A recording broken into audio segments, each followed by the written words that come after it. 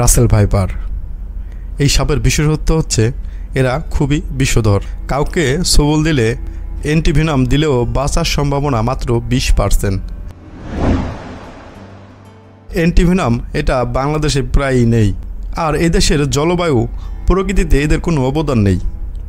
আরও ভয়ঙ্কর ব্যাপার হলো অন্যান্য সাপ সাধারণত নিজেরা আক্রান্ত হলে কিংবা সরাসরি কারো সামনে পড়লে সবল দেয়, অন্যথায় কামড় দিতে আসে না, বরং পালিয়ে যাওয়ার চেষ্টা করে।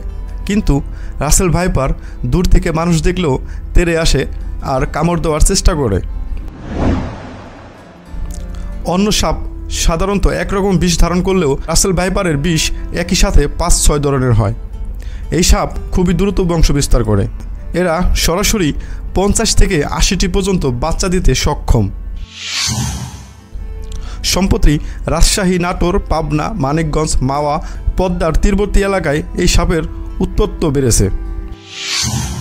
তাই সরকারিভাবে যদি এই সাপ নিধনের জন্য উদ্যোগ না নেওয়া হয়, তাহলে বর্ষার মৌসুমে সারা বাংলাদেশে এই সাপ ছড়িয়ে পড়ার ব্যাপক সম্ভাবনা রয়েছে।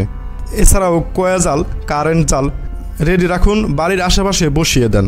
ঝোড়ঝাড় পরিষ্কার রাখুন, রাতে টর্চ লাইট ব্যবহার করুন, রাতে টেটা বা সোল দিয়ে মাছ শিকার পরিহার করুন। অত্যন্ত সাবধানতার সাথে জমিতে কাজ করুন। আপনারা তো ভাইরাল বস্তু ছাড়া শেয়ার করেন না। জনসাধারণের উপকারের জন্য এই ভিডিওটা শেয়ার করেন আপনাদের প্রিয় মানুষদের সাথে, আপনাদের ফ্যামিলির সাথে, যেন সবাই সতর্ক থাকতে পারে।